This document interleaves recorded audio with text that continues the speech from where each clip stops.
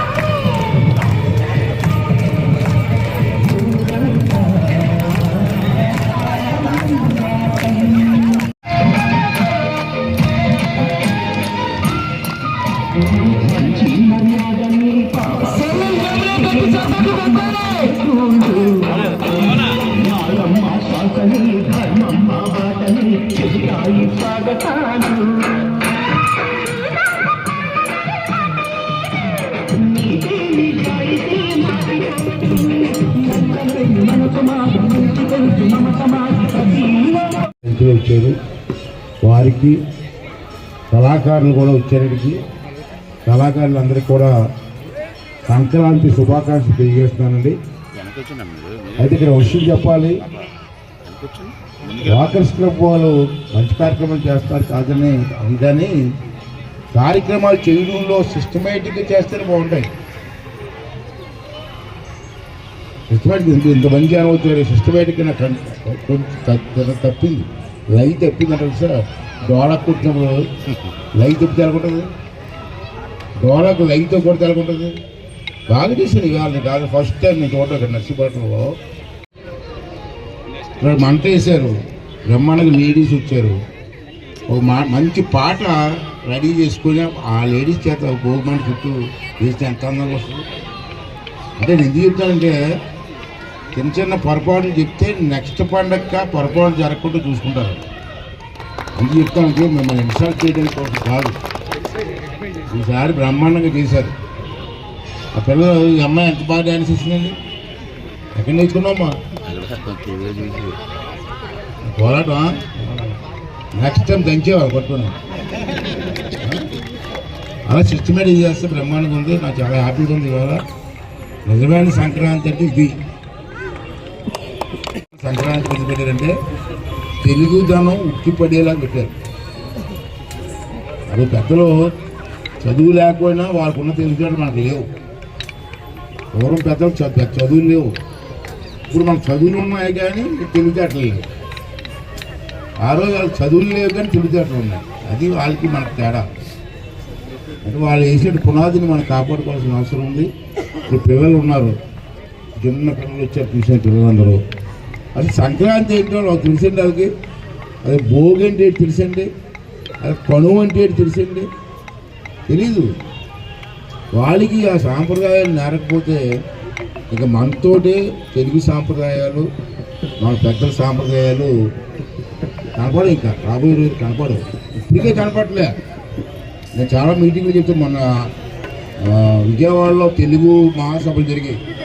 వీళ్ళంతా టీవీలు చూస్తుంటారు. ఆ రోజు క్లియర్గా చంద్రబాబు గారు పక్కనే ఉన్నవాడు చెప్పాను నేను, తెలుగు తెలుగు తెలుగు అంటారండి, ఎక్కడుందని తెలుగు అడిగాను.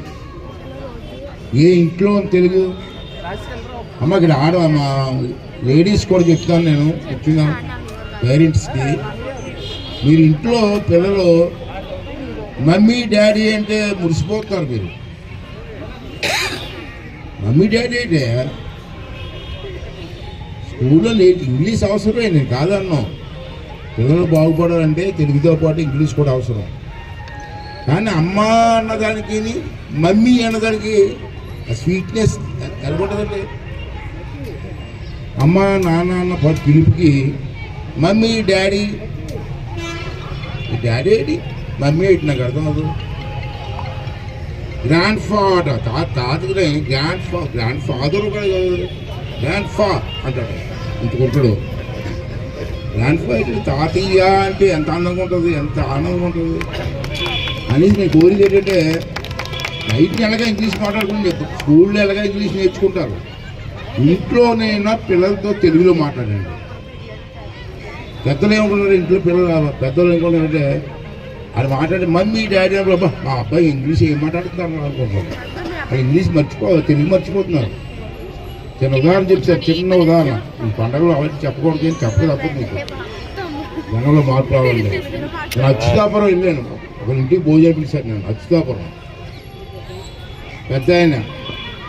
పెద్దమ్మ ఇద్దరు ముసలి అయిపోయారు. ఆ అబ్బాయి అమెరికాలో ఉద్యోగం చేసుకున్నాడు.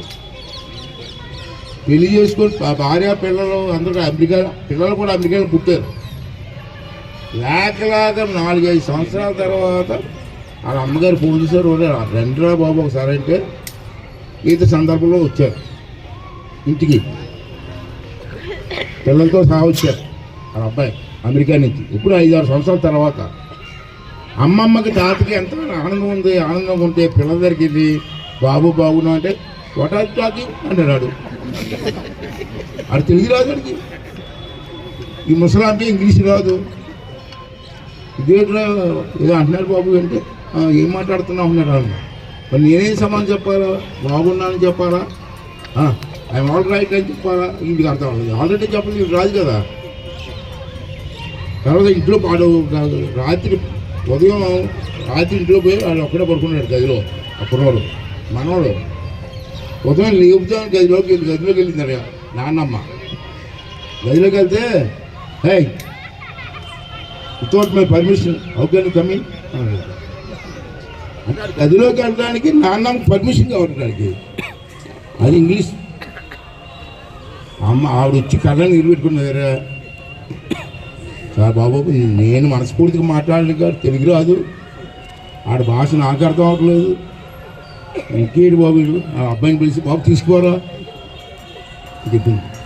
అంటే అటువంటి ఇంట్లో సంబంధాలు కూడా తెగిపోతున్నాయి. అందుకే అన్నాను కనీసం ఇంట్లో అయినా సరే తెలుగు మాట్లాడండి.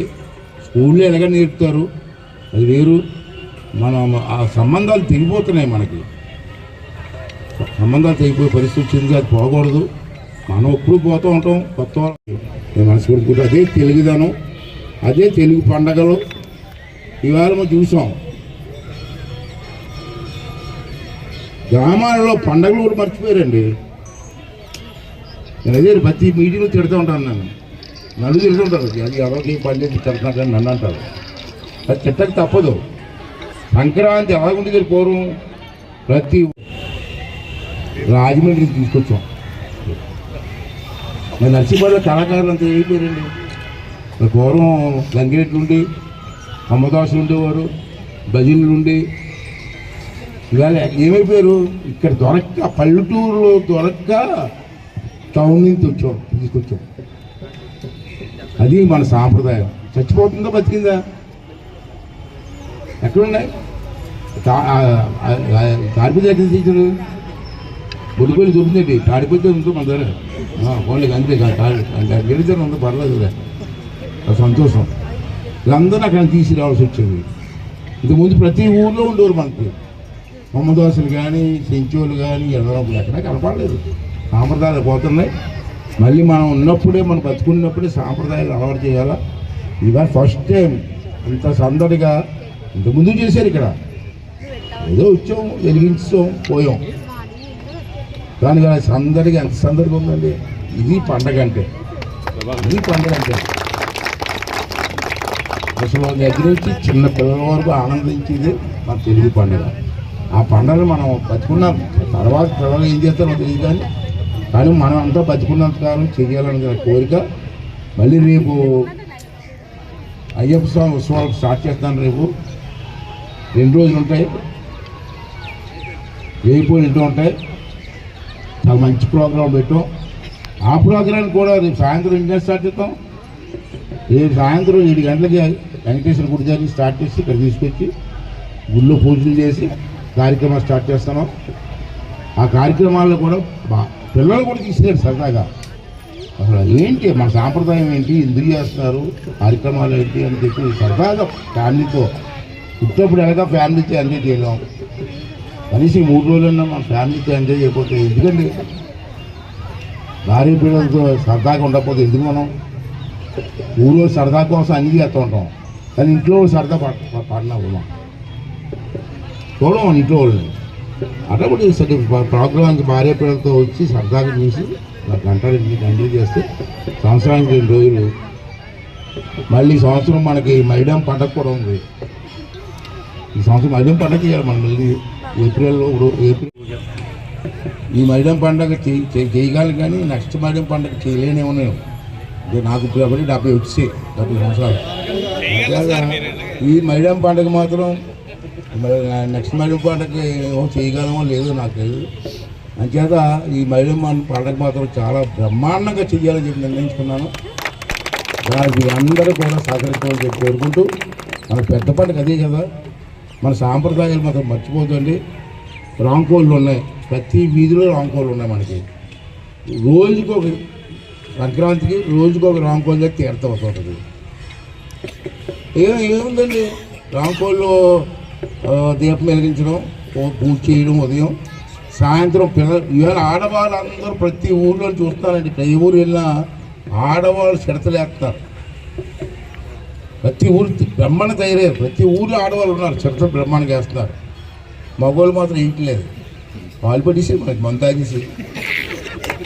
ఇంగ్లీష్లో పండగ మాది, ఆ పండగ మాత్రం తెల్లవాళ్ళు తాగడమే, అదే పండగ. మొన్న 31 రాత్రి రాష్ట్రంలో ఎంతమంది తాగారు మీకు తెలుసా చెప్పండి? 300 కోట్లు ఒక రాత్రి తాగేసారు. రాష్ట్రం మొత్తం మీద లెక్కేస్తే 300 కోట్లు మందు సేదైంది. 300 కోట్ల రూపాయలు మందు తాగేశారు, కానీ సంక్రాంతికి మాత్రం మన ఎవరు రాదు. అంటే దయించి నేను రిక్వెస్ట్ చేస్తున్నాను, మీ ఇష్టం, నేను బలవంతం చేయలేనిది, ఓన్లీ రిక్వెస్ట్. ఇంట్లో కూడా పండుగలో పార్టిసిపేట్ చేయాలా, రాత్రులు జాగరాలు అవుతాయి. సరదాగా నేను నేను తిరుగుతున్నాను, నాకు వయసు అయిపోయినా సరే నేను జాగరాల్లో తిరుగుతున్నాను. ఎందుకు తిరుగుతానంటే 10 మందిని ఉంటారండి. ఇది నా ఒక్కరి పండుగ కాదు, మన అందరూ ఊరు పండుగ.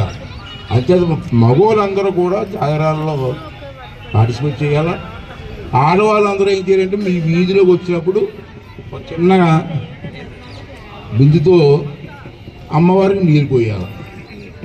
3 సంవత్సరాలకు ఒకసారి నీళ్ళు పోయలేమండి.